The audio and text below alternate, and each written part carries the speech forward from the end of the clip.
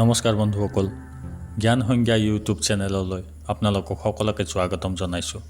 বন্ধুসকল, আজি আমি জানো আহক ভগৱান শনিদেৱৰ জন্ম কেনেকৈ হৈছিল আৰু কোন আছিল তেওঁৰ মাতা পিতা। বন্ধুসকল, এইখিনিতে আপোনালোক সকলোকে জনাই থওঁ যে অহা শাওণ মাহৰ কৃষ্ণ অমাৱস্যা তিথি দিনাং 4 আগষ্ট 2024 ইংৰাজী তাৰিখ দেওবাৰে আমগাঁও তাৰিবাগানত স্থিত শনি বাবাৰ মন্দিৰত শ্ৰী শ্ৰী শনি মহাৰাজৰ বাৰ্ষিক জন্ম উৎসৱৰ পালন কৰা হৈছে। গতিকে সেই দিনটোত আপোনালোক সকলোকে সপৰিয়ালে উপস্থিত থাকিবলৈ অনুৰোধ জনোৱা হ'ল। বন্ধুসকল, আহক আজিৰ ভিডিঅ'টো আৰম্ভ কৰোঁ। ধাৰ্মিক গ্ৰন্থ হিচাপে ভগৱান শনিদেৱক কৰ্মফলদাতা আৰু ন্যায়াধিকাৰী বুলিও কোৱা হয়। ভগৱান শনিদেৱ নিজৰ কৰ্তব্যৰ পৰা কেতিয়াও বিচলিত নহয়। এই ক্ষেত্ৰত তেওঁ নিজৰ পৰ বুলি কোনো সম্বন্ধৰ ওপৰত ভেদভাৱ নকৰে। ভাল কৰ্ম কৰাসকলক ভাল ফল দিয়ে আৰু বেয়া কৰ্ম কৰাসকলক নিশ্চিত ৰূপে বেয়া ফল দিয়ে। ইয়াৰ বাহিৰে এওঁ গ্ৰহ ৰূপে ৰাজাক ভিক্ষাৰী আৰু ভিক্ষাৰীক ৰজা বনাই দিয়ে। কোনো ব্যক্তিয়ে যদি শনিদেৱ বাবাৰ পূজা অৰ্চনা আদি ধাৰ্মিক কাৰ্য কৰে তেতিয়া ভগৱান শনিদেৱে তেওঁক ভাল ফল দিয়ে। ভগৱান শনিদেৱৰ কথা ধাৰ্মিক গ্ৰন্থবোৰত বেলেগ বেলেগ ধৰণৰ বৰ্ণনা কৰা হৈছে। কিছুমান গ্ৰন্থত শনিদেৱৰ জন্ম জেঠ মাহৰ অমাৱস্যাত মনা হয় আৰু কিছুমানত ভাদ্ৰপদ শনি অমাৱস্যাত মনা হয়। স্কন্দ পুৰাণৰ মতে শনিদেৱৰ পিতা সূৰ্যদেৱ আৰু মাতা ছায়া দেৱী বুলি কোৱা হৈছে।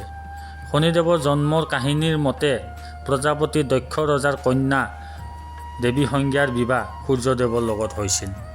দেৱী সংজ্ঞা আৰু সূৰ্যদেৱৰ মাজত অত্যন্ত প্ৰেম আছিল।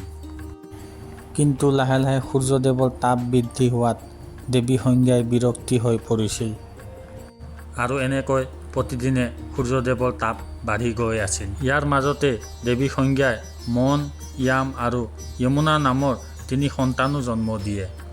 দেৱী সংজ্ঞাই সূৰ্যদেৱৰ তাপ কমাবৰ বাবে বনত গৈ তপস্যা কৰাৰ নিৰ্ণয় লৈছিল। কিন্তু তিনিওটা বাচ্চাৰ পালন পোষণত যাতে কোনো ধৰণৰ অসুবিধা নহয় আৰু সূৰ্যদেৱেও যাতে এই বিষয়ে একো গম নাপায়, সেইবাবে দেৱী সংজ্ঞাই তেওঁৰ নিজৰ তপস্যাৰ বলত নিজৰ নিচিনা এজনী মহিলাৰ উৎপত্তি কৰিছিল আৰু মহিলাজনী দেৱী সংজ্ঞাৰ ছায়াৰ পৰা উৎপত্তি হোৱাৰ বাবে তাইৰ নাম ছায়া ৰখা হৈছিল। আৰু দেৱী সংজ্ঞাই দেৱী ছায়াক তাৰ তিনিওটা সন্তান আৰু সূৰ্যদেৱৰ সমস্ত দায়িত্ব দি বনলৈ তপস্যা কৰিবলৈ গুচি যায় আৰু যোৱাৰ আগতে এই সমস্ত ৰহস্যৰ বিষয়ে যাতে কোনো একো গম নাপায় ছায়া দেৱীক শপত দি থৈ যায়। দেৱী ছায়া দেৱী সংজ্ঞাৰ ছায়াৰ পৰা উৎপত্তি হোৱাৰ বাবে সূৰ্যদেৱৰ প্ৰখৰ তাপৰ পৰা কোনো ধৰণৰ অসুবিধা পোৱা নাছিল আৰু এনেকৈ দেৱী ছায়া আৰু সূৰ্যদেৱৰ জীৱন অতিবাহিত হৈ আছিল। আৰু ইয়াৰ মাজতে দেৱী ছায়াইও মনু, শনিদেৱ আৰু ভদ্ৰা নামৰ 3টি সন্তান জন্ম দিয়ে। গ্ৰন্থ মতে কোৱা হৈছে যেতিয়া শনিদেৱ দেৱী ছায়াৰ গৰ্ভত আছিল তেতিয়া দেৱী ছায়াই ভগৱান শিৱৰ অত্যন্ত তপস্যা কৰিছিল। ভোকে পিয়াহে, গৰমে ঠাণ্ডাই, ৰ'দে বতাহে সকলো সহ্য কৰি তপস্যা কৰাৰ বাবে সেই প্ৰভাৱ তাইৰ গৰ্ভত থকা সন্তানটিৰ ওপৰতো পৰিছিল আৰু সেইবাবেই শনিদেৱ জন্মৰ পৰাই ক'লা আছিল।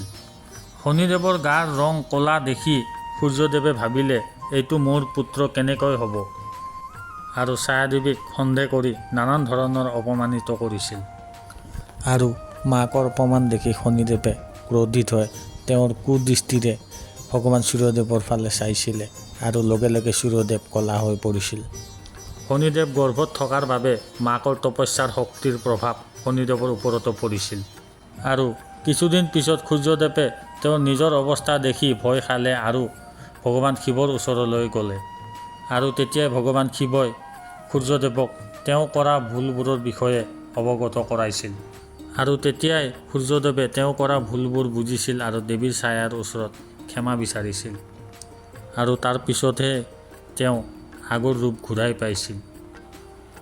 আৰু এইবোৰ সকলো কাৰণৰ বাবে সূৰ্যদেৱ আৰু শনিদেৱৰ সম্বন্ধ চিৰদিনৰ বাবে নষ্ট হৈ যায়।